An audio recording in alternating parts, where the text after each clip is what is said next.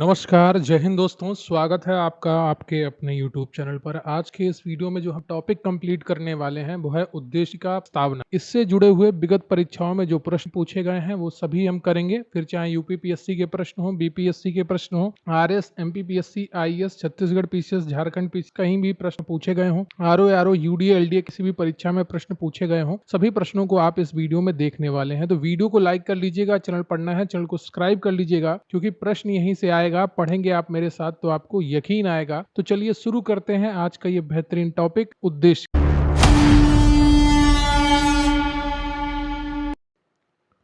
तो अभी हम जो प्रश्न करने वाले हैं वो उद्देशिका टॉपिक के हैं। पहला प्रश्न है आपका, निम्नलिखित अवतरण में हम भारत के लोग भारत को एक संपूर्ण प्रभुत्व संपन्न समाजवादी पंथ निरपेक्ष लोकतंत्रात्मक गणराज्य बनाने के लिए तथा उसके समस्त नागरिकों को सामाजिक, आर्थिक और राजनैतिक न्याय, विचार, अभिव्यक्ति, विश्वास, धर्म और उपासना की स्वतंत्रता, प्रतिष्ठा और अवसर की समानता, समता प्राप्त कराने के लिए तथा उन सब में व्यक्ति की गरिमा और राष्ट्र की एकता और अखंडता सुनिश्चित करने वाली बंधुता बढ़ाने के लिए दृढ़ संकल्प होकर अपनी इस संविधान सभा में आज ...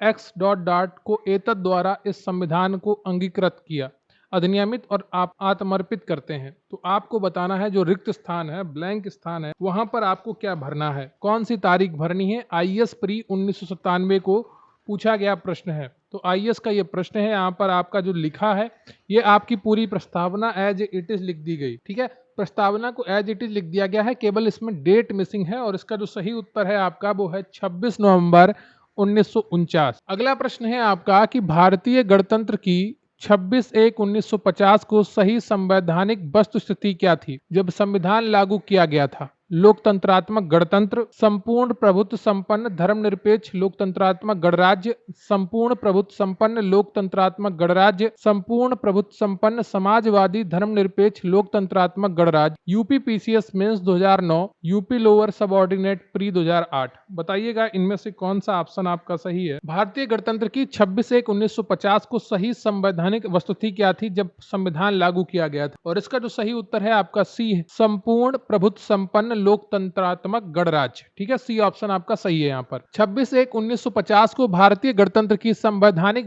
वस्तुस्थिति भारतीय संविधान की तत्कालीन उद्देशिका के अनुसार संपूर्ण प्रभुत्व संपन्न लोकतंत्रात्मक गणराज्य की थी। समाजवादी, पंथ निरपेक्ष और अखंडता शब्द इसमें 42वें संविधान संशोधन अधिनियम 1976 की धारा 2 द्वारा जोड़े गए थे। अगला प्रश्न है आपका कि 26 जनवरी 1950 को भारत की वास्तविक संविधिक स्थिति क्या थी। लोकतंत्रात्मक गणराज्य, संपूर्ण प्रभुत्व संपन्न लोकतंत्रात्मक गणराज्य, संपूर्ण प्रभुत्व संपन्न पंथ निरपेक्ष लोकतंत्रात्मक गणराज्य या संपूर्ण प्रभुत्व संपन्न समाजवादी पंथ निरपेक्ष लोकतंत्रात्मक गणराज्य। आईएएस प्री 2021 में पूछा गया प्रश्न है और इसका जो सही उत्तर है आपका बी ऑप्शन है, संपूर्ण प्रभुत्व संपन्न लोकतंत्रात्मक गणराज्य 26 जनवरी 1950 को भारत की वास्तविक संवैधानिक स्थिति। अगला प्रश्न है आपका कि भारत के संविधान के निर्माताओं का मत निम्नलिखित में से किसमें प्रतिबिंबित होता है। उद्देशिका, मूल अधिकार, राज्य के नीति निर्देशक तत्व, मूल कर्तव्य। आईएएस प्री 2017 में पूछा गया प्रश्न है कि भारत के संविधान के निर्माताओं का मत निम्नलिखित में से किसमें प्रतिबिंबित होता है,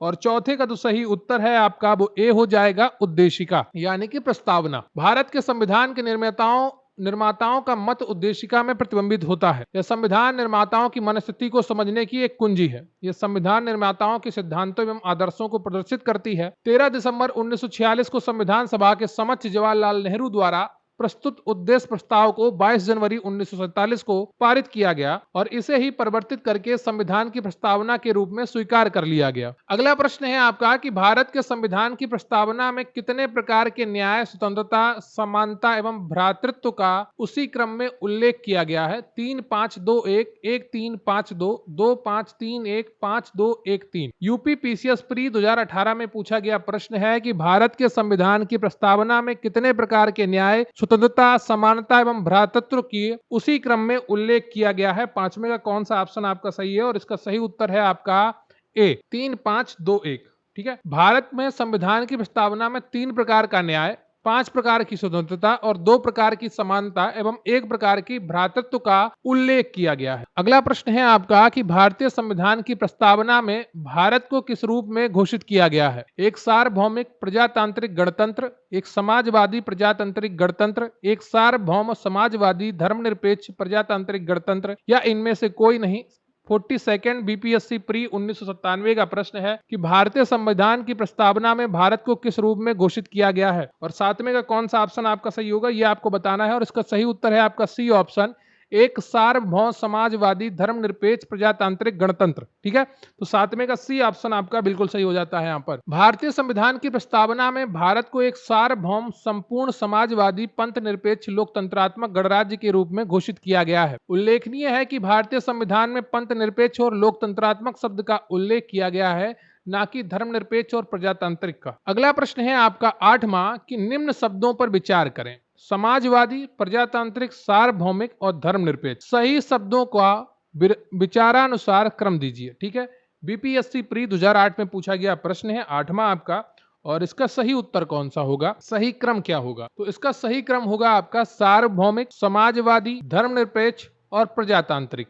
ठीक है, तो ए ऑप्शन आपका सही है 8वें। अगला प्रश्न है आपका कि भारतीय संविधान की प्रस्तावना में समाजवादी शब्द किस संशोधन के तहत जोड़ा गया? 42वां संशोधन, 44वां संशोधन, 46वां संशोधन या 74वां संशोधन? बीपीएससी प्री 2016 में पूछा गया प्रश्न है, और 9 का जो सही उत्तर है आपका वो ए है। 42वें संविधान संशोधन 1976 के द्वारा भारतीय संविधान की प्रस्तावना में समाजवादी शब्द जोड़े गए हैं। ठीक है, अगला प्रश्न है आपका कि निम्नांकित में से कौन सा 42वां संविधान संशोधन के माध्यम से भारत के संविधान की प्रस्तावना में जोड़ा गया था? संप्रभुता, व्यक्ति की गरिमा, समाजवाद और पंथ निरपेक्ष और निजता। झारखंड पीसीएस मेंस 2016 में पूछा गया प्रश्न है कि निम्नांकित में से कौन सा 42वां संविधान संशोधन के माध्यम से भारत के संविधान की प्रस्तावना में जोड़ा गया था? 10वें का कौन सा ऑप्शन आपका सही है, और इसका सही उत्तर है आपका सी, समाजवाद और पंथ निरपेक्ष। अगला प्रश्न है आपका कि भारतीय संविधान की प्रस्तावना में धर्मनिरपेक्ष व समाजवादी शब्द जोड़े गए हैं 39वें संविधान संशोधन द्वारा, 41वें संशोधन द्वारा, 42वें संशोधन द्वारा या 44वें संशोधन द्वारा? यूपी पीसीएस मेंस 2017 में पूछा गया प्रश्न है, यूपी पीसीएस स्पेशल मेंस 2008 में पूछा गया प्रश्न है। एक प्रश्न 2 बार पूछा गया है, और इसका सही उत्तर है आपका सी, 42वां संविधान संशोधन। अगला प्रश्न है आपका कि निम्नलिखित में से कौन भारत को धर्मनिरपेक्ष राज्य वर्णित करता है? मौलिक अधिकार, संविधान की प्रस्तावना, 9वीं अनुसूची, राज्य के नीति निर्देशक तत्व। यूपी पीसीएस मेंस 2005 में पूछा गया प्रश्न है कि निम्नलिखित में से कौन भारत को धर्मनिरपेक्ष राज्य वर्णित करता है? और 12वें का जो सही उत्तर है आपका वो है बी, संविधान की प्रस्तावना। अगला प्रश्न है आपका कि निम्नलिखित शब्दों में से कौन सा शब्द सन 1975 में भारतीय संविधान की प्रस्तावना में सम्मिलित नहीं था? बंधुत्व, संप्रभु, समानता, अखंडता। यूपी पीसीएस मेंस 2006 में पूछा गया प्रश्न है कि निम्नलिखित शब्दों में से कौन सा शब्द सन 1975 में भारतीय संविधान की प्रस्तावना में सम्मिलित नहीं था? और 13वें का तो सही उत्तर है आपका वो है डी, अखंडता। धर्मनिरपेक्षता, अखंडता और समाजवाद शब्द, पंथ निरपेक्ष, अखंडता और समाजवादी शब्द 1976 में 42वें संविधान संशोधन के द्वारा जोड़े गए थे। अगला प्रश्न है आपका कि निम्नलिखित शब्दों में से कौन से शब्द 42वें संवैधानिक संशोधन द्वारा प्रस्तावना में जोड़े गए? समाजवाद, ग्राम स्वराज, पंथ निरपेक्षता, संपूर्ण प्रभुत्व संपन्न। तो सही उत्तर का चयन कीजिए और नीचे दिए गए कूटों का प्रयोग कीजिए। यूपी पीसीएस मेंस 2010 में पूछा गया प्रश्न है कि निम्नलिखित में शब्दों में से कौन से शब्द 42वें संविधान संशोधन के द्वारा प्रस्तावना में जोड़े गए थे? और इसका जो सही उत्तर है आपका, एक तो समाजवाद है, तीसरा पंथ निरपेक्ष है, तो आपका बी ऑप्शन बिल्कुल सही हो जाएगा। अगला प्रश्न है आपका कि संविधान की उद्देशिका के संबंध में निम्न कथनों पर विचार करिए और दिए गए कूटों की सहायता से बताइए कि इनमें से कौन सही है। पहला कूट है कि पंडित नेहरू द्वारा प्रस्तुत ऑब्जेक्टिव प्रस्ताव अंतोगतता उद्देशिका बना। इसकी प्रकृति न्याय योग्य नहीं है, यानी कि जस्टिसेबल नहीं है। इसका संशोधन नहीं किया जा सकता है। संविधान की विशिष्ट प्रावधानों को यह रद्द नहीं कर सकता है। तो 1, 2, 3, 4 के बारे में बताइए कौन सा कूट सही होगा। यूपी पीसीएस प्री 2009 में पूछा गया प्रश्न है, बताइएगा 15वें का कौन सा ऑप्शन आपका सही होगा। देखिए पहला तो सही है आपका, पंडित नेहरू द्वारा प्रस्तुत ऑब्जेक्टिव प्रस्ताव यानी कि उद्देश्य प्रस्ताव ही आखिरी में उद्देशिका बना था। ठीक है। दूसरा, इसकी प्रकृति न्याय योग्य नहीं है। बिल्कुल सही बात है, आप इसको सुप्रीम कोर्ट में लेकर नहीं जा सकते हैं। ठीक है, तो ये भी सही हो गया आपका। तीसरा जो है, इसका संशोधन नहीं किया जा सकता, ये गलत है क्योंकि संशोधन 1976 में हुआ था। और चौथा है, संविधान की विशिष्ट प्रावधानों को यह रद्द नहीं कर सकता, ये भी सही है। तो आपका यहाँ पर उत्तर जो सही हो जाएगा वो बी हो जाएगा। ठीक है। अगला प्रश्न है आपका कि संविधान की प्रस्तावना का विधिक स्वरूप क्या है। यह लागू किया जा सकता है, यह लागू नहीं किया जा सकता है, विशेष परिस्थितियों में लागू किया जा सकता है, उपरोक्त में से कोई नहीं। यूपीपीसीएस प्री 2019 में पूछा गया प्रश्न है कि संविधान की प्रस्तावना का विधिक स्वरूप क्या है, यह आपको बताना है। 16वें का कौन सा ऑप्शन है आपका, और इसका जो सही उत्तर है आपका वो बी है, यह लागू नहीं किया जा सकता। अगला प्रश्न है आपका कि भारतीय संविधान की उद्देशिका में संशोधन किया गया था 70वें संविधान संशोधन, 24 में, 42 में या 44 में। उत्तराखंड यूडीए एलडीए प्री 2003 में पूछा गया प्रश्न है। जो यूडीए एलडीए है वही आपका आरओ है। भारतीय संविधान की उद्देशिका में संशोधन किया गया था। 17वें का कौन सा ऑप्शन आपका सही होगा, ये आपको बताना है। और इसका जो सही उत्तर है आपका वो सी है, 42वें संशोधन द्वारा। ठीक है। अगला प्रश्न है आपका कि समाजवादी शब्द उद्देशिका में जोड़ा गया 42 में, 44 में, 52 में। उत्तराखंड यूडीए एलडीए प्री 2007 में पूछा गया प्रश्न है। बताइएगा 18वें का कौन सा ऑप्शन आपका सही होगा, और इसका जो सही उत्तर है आपका वो ए है, 42वें संशोधन द्वारा। अगला प्रश्न है आपका कि भारतीय संविधान की प्रस्तावना में समाजवादी शब्द किस संशोधन द्वारा लाया गया था। 32वां, 42वां, 44वां या 74वां। एमपीपीसीएस प्री 2013 में पूछा गया प्रश्न है कि भारतीय संविधान की प्रस्तावना में समाजवादी शब्द किस संशोधन द्वारा लाया गया था, और सही उत्तर है आपका 42वां। अगला प्रश्न है आपका कि 26 नवंबर 1949 को अंगीकृत भारतीय संविधान की प्रस्तावना में शब्द सम्मिलित नहीं थे। समाजवादी, पंथ निरपेक्ष, अखंडता, गणराज्य। अधोलिखित कूटों में से सही उत्तर को चुनना है आपको। यूपीपीसीएस प्री 2009 में पूछा गया प्रश्न है। बताइएगा कौन सा ऑप्शन आपका सही होगा। 26 नवंबर 1949 को अंगीकृत भारतीय संविधान की प्रस्तावना में जो शब्द सम्मिलित नहीं थे वो कौन से। पहला था आपका समाजवादी, जो 42वें संविधान संशोधन द्वारा जोड़ा गया। पंथ निरपेक्ष, ये भी 42वें संविधान संशोधन द्वारा जोड़ा गया, और अखंडता भी जोड़ी गई। गणराज्य आपका पहले से था, तो आपका 1, 2, 3 किसमें है, वही ऑप्शन आपका सही होगा, यानी कि ए ऑप्शन आपका बिल्कुल सही है, 20 का। अगला प्रश्न है आपका कि भारतीय संविधान की प्रस्तावना में पंथ निरपेक्ष शब्द कब जोड़ा गया। यूपीपीसीएस प्री 2010 में पूछा गया प्रश्न है। यूपीपीसीएस प्री 1991 में पूछा गया प्रश्न है। यूपीपीसीएस मेंस 2013 में पूछा गया प्रश्न है। 3 बार यह प्रश्न आपका पूछा गया है, भारतीय संविधान की प्रस्तावना में पंथ निरपेक्ष शब्द कब जोड़ा गया, और सही उत्तर है आपका इसका बी ऑप्शन, 42वें संविधान संशोधन द्वारा। अगला प्रश्न है आपका कि भारत के संविधान के आमुख का लक्ष्य उसके सभी नागरिकों के लिए सुनिश्चित करना है। सामाजिक तथा आर्थिक न्याय, विचार तथा अभिव्यक्ति की स्वतंत्रता, अवसर की समानता, व्यक्ति की प्रतिष्ठा। तो इनमें से कौन सा कूट आपका सही है, उसके आधार पर आपको चयन करना है। यूपी लोअर सबऑर्डिनेट प्री 1998 में पूछा गया प्रश्न है कि भारत के संविधान के आमुख का लक्ष्य उसके सभी नागरिकों के लिए सुनिश्चित करना है। तो 22 का कौन सा ऑप्शन आपका सही होगा, यह आपको बताना है। पहला तो आपका सही है, सामाजिक और आर्थिक न्याय। दूसरा भी आपका सही है, विचार तथा अभिव्यक्ति की स्वतंत्रता। तीसरा भी आपका सही है, अवसर की समानता। चौथा भी आपका सही है, व्यक्ति की प्रतिष्ठा, यानी कि डी ऑप्शन आपका सही हो जाता है। अगला प्रश्न है आपका कि नीचे दिए गए कथन और कारण आर कहा गया है, उसके आधार पर आपको कूटों का चयन करना है। कथन क्या है, भारत एक संपूर्ण प्रभुत्व संपन्न समाजवादी धर्मनिरपेक्ष लोकतंत्रात्मक गणराज्य है। कारण दिया गया है कि इसे 42वें संविधान संशोधन 1976 द्वारा संपूर्ण प्रभुत्व संपन्न लोकतंत्रात्मक गणराज्य के स्थान पर प्रस्तापित किया गया। केवल ए और आर दोनों सही है, आर ए की सही व्याख्या है। ए तथा आर दोनों सही है, आर ए की सही व्याख्या नहीं है। सी ए सही है परंतु आर गलत है। डी ए गलत है परंतु आर सही है। छत्तीसगढ़ पीसीएस प्री 2019 में पूछा गया प्रश्न है, आपको बताना है कौन सा ऑप्शन आपका सही होगा 23 का, और इसका सही उत्तर है आपका ए और आर दोनों सही हैं। आर ए की सही व्याख्या भी करता है, क्योंकि 42वां संविधान संशोधन जो था वो आपका कथन को रिप्लेस करता है, ठीक है, जो आपका लिखा गया है। तो ए और आर दोनों सही हैं और सही व्याख्या भी करते हैं। अगला प्रश्न है आपका कि भारत में लौकिक सार्वभौमिकता है क्योंकि संविधान की प्रस्तावना आरंभ होती है प्रजातांत्रिक भारत शब्दों से, जनता के जनतंत्र शब्दों से, जनता के लोकतंत्र शब्दों से, हम भारत के लोक शब्दों से। 39th बीपीएससी प्री 1994 में पूछा गया प्रश्न है कि भारत में लौकिक सार्वभौमिकता है क्योंकि संविधान की प्रस्तावना आरंभ होती है। 24 का कौन सा ऑप्शन आपका सही है, यह सही उत्तर है आपका डी, हम भारत के लोक शब्दों से। ठीक है। अगला प्रश्न है आपका कि हम भारत के लोक शब्दों का प्रयोग भारतीय संविधान में कहां किया गया है। एमपीपीसीएस प्री 2016 में पूछा गया प्रश्न है और इसका सही ऑप्शन क्या होगा चारों में से? नीति निर्देशक सिद्धांत, नागरिकता, मौलिक अधिकार और संविधान की प्रस्तावना। सही उत्तर है आपका डी, संविधान की प्रस्तावना। अगला प्रश्न है आपका कि सभी व्यक्ति पूर्णता और समान रूप से मानव हैं, यह सिद्धांत जाना जाता है। सार्वभौमिकता, समष्टिवाद, समाजवाद, अंतःक्रियावाद। छत्तीसगढ़ पीसीएस प्री 2011 में पूछा गया प्रश्न है।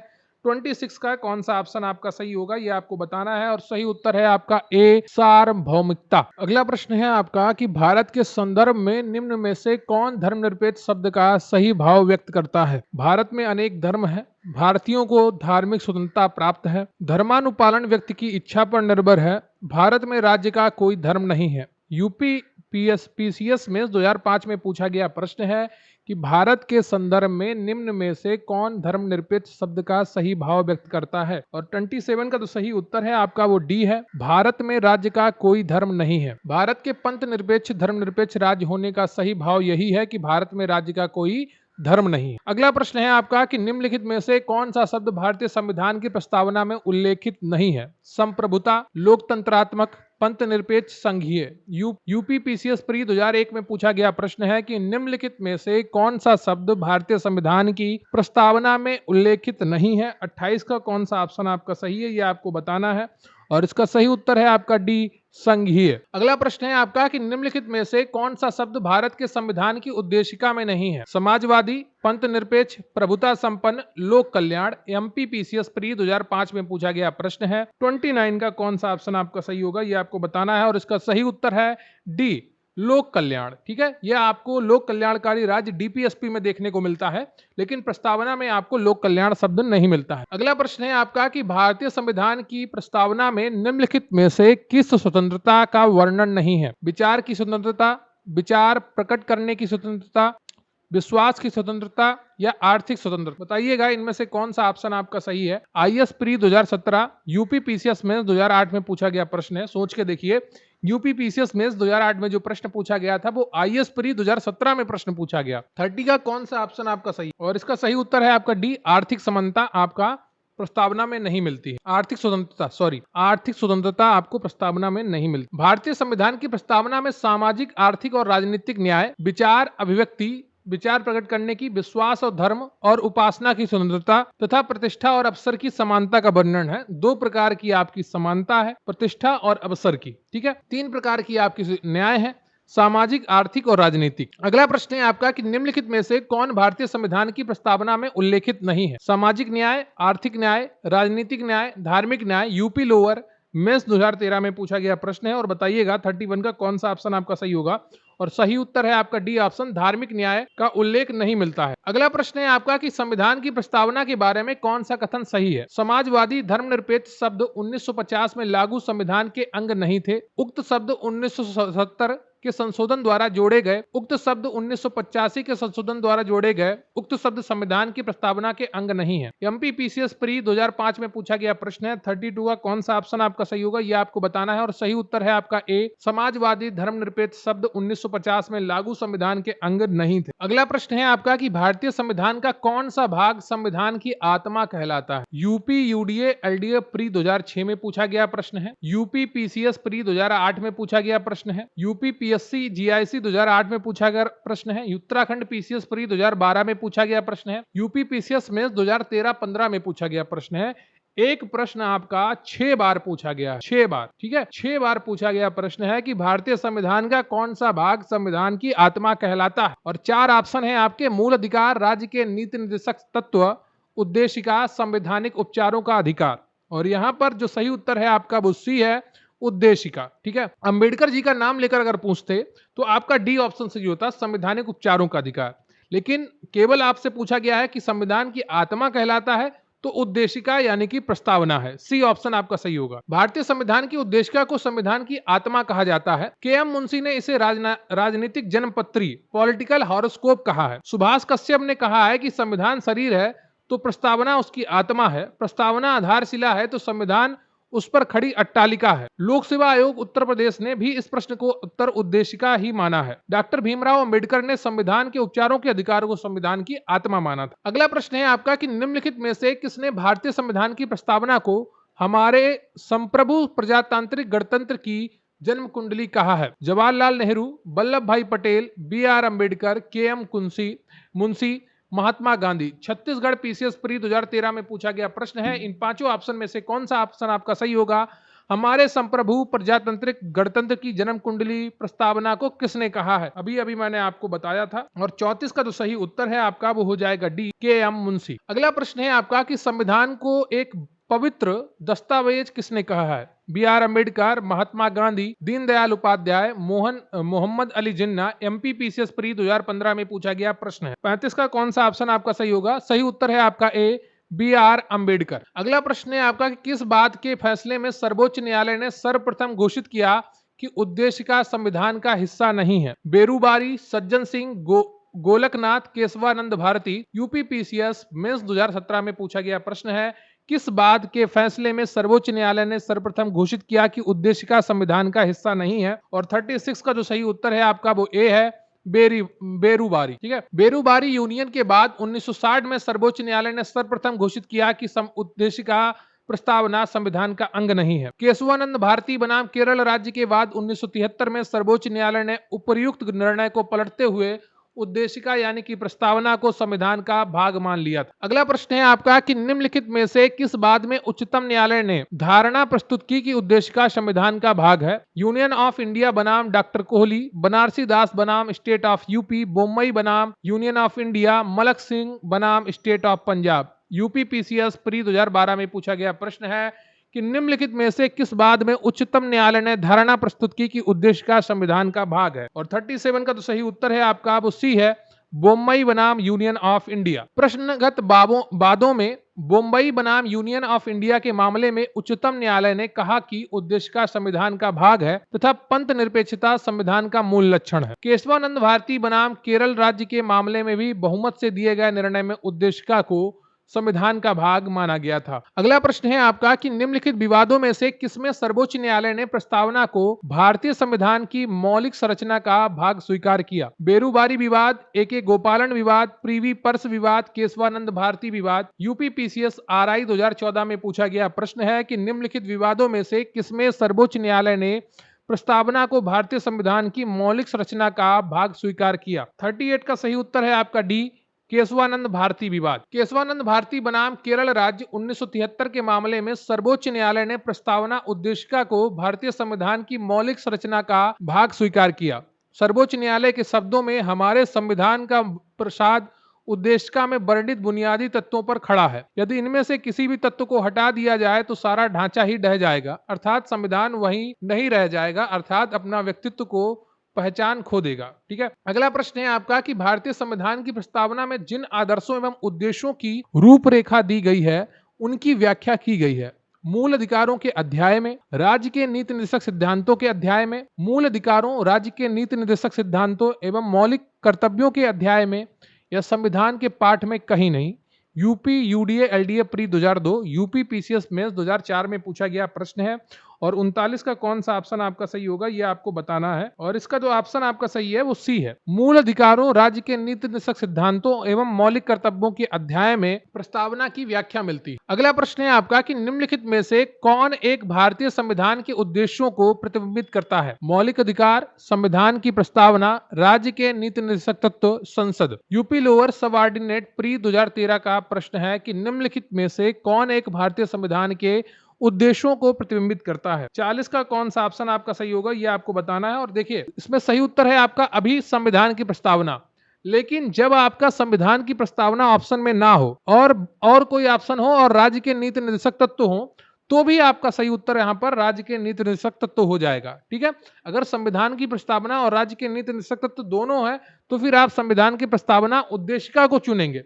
लेकिन अगर उद्देशिका ऑप्शन में नहीं आता है तो फिर आप उसको राज्य के नीति निर्देशक तत्व चुनेंगे। ठीक है, अगला प्रश्न है आपका कि भारत के संविधान की उद्देशिका में कितने प्रकार के न्याय की व्यवस्था की गई है? 2, 3, 1 या 4? यूपी पीसीएस मेंस 2016 में पूछा गया प्रश्न है 41 और आपको बताना है कौन से न्याय की व्यवस्था की गई है, कितने प्रकार के न्याय की। और इसका जो सही उत्तर है आपका वो है बी, 3 प्रकार के न्याय की बात की गई है। सामाजिक न्याय, आर्थिक न्याय, न्याय और राजनीतिक न्याय, ये तीनों प्रकार की न्याय की बात की गई है भारतीय संविधान की उद्देशिका में। अगला प्रश्न है आपका कि भारतीय संविधान की प्रस्तावना में इसके सभी नागरिकों को कौन सा न्याय प्रदान करने की व्यवस्था की गई है? सामाजिक, धार्मिक व राजनीतिक, सामाजिक, आर्थिक व सांस्कृतिक, सामाजिक, राजनीतिक व सांस्कृतिक, सामाजिक, आर्थिक व राजनीतिक। यूपी आरओ प्री 2021 में पूछा गया प्रश्न है कि भारतीय संविधान की प्रस्तावना में इसके सभी नागरिकों को कौन सा न्याय प्रदान करने की व्यवस्था की गई है? और 42 का जो सही उत्तर है आपका वो डी हो जाएगा।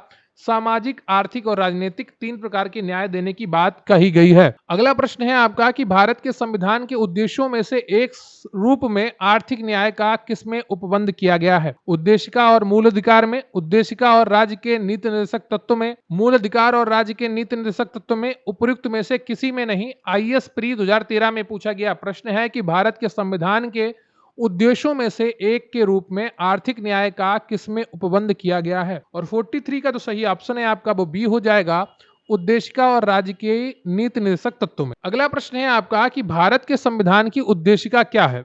संविधान का भाग है किंतु कोई विधिक प्रभाव नहीं रखती, संविधान का भाग नहीं है और कोई विधिक प्रभाव भी नहीं रखती, संविधान का भाग है और वैसा ही विधिक प्रभाव रखती है जैसा कि कोई अन्य भाग, संविधान का भाग है किंतु उसके अन्य भागों से स्वतंत्र होकर उसका कोई विधिक प्रभाव नहीं है। आईएएस प्री 2020 में पूछा गया प्रश्न है भारत के संविधान की उद्देशिका क्या करती है? 4 ऑप्शन है उसमें आपको सही चुनना है और इसका जो सही उत्तर है आपका डी, उद्देशिका संविधान का भाग है लेकिन उसके अन्य भागों से स्वतंत्र होकर इसका कोई विधिक प्रभाव नहीं है। जितने भी संविधान के मूल भाग हैं, ठीक है, उनसे जुड़कर ही संविधान की प्रस्तावना का विधिक प्रभाव होता है, नहीं तो कोई प्रभाव नहीं। अगला प्रश्न है आपका कि निम्न में से कौन सही है? सामाजिक समानता संविधान में प्रत्याभूत नहीं है। देश में सामाजिक समानता पहले से ही विद्यमान थी। सामाजिक समानता संविधान में प्रत्याभूत है। उपयुक्त में से कोई नहीं। यूपी पीसीएस में 2008 में पूछा गया प्रश्न है कि निम्न में से कौन सा सही है? और 46 का जो सही उत्तर है आपका वो सी हो जाएगा, सामाजिक समानता संविधान में प्रत्याभूत है। ठीक है, तो 46 का सी ऑप्शन आपका बिल्कुल सही है। संविधान के अनुच्छेद 14 से 18 के तहत प्रदत्त समता के अधिकार किए विभिन्न प्रावधानों के तहत सामाजिक समानता प्रत्याभूत की गई है। संविधान की प्रस्तावना में भी सामाजिक न्याय प्राप्त कराने की बात कही गई है। यूपीपीएससी आरओ पीवाईक्यू में जितने भी प्रश्न आपके पूछे गए थे, आईएएस की परीक्षा में पूछे गए थे और आपका जो 27 अक्टूबर को एग्जाम होना है यूपीपीसीएस का, उसके लिए आपकी तैयारी बहुत अच्छी होनी चाहिए और अच्छे से तैयारी करते रहना चाहिए।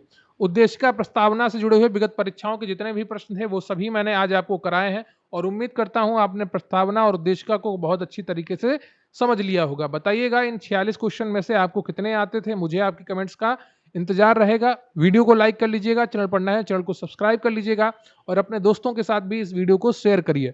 Thank you very much. जय हिंद, जय भारत।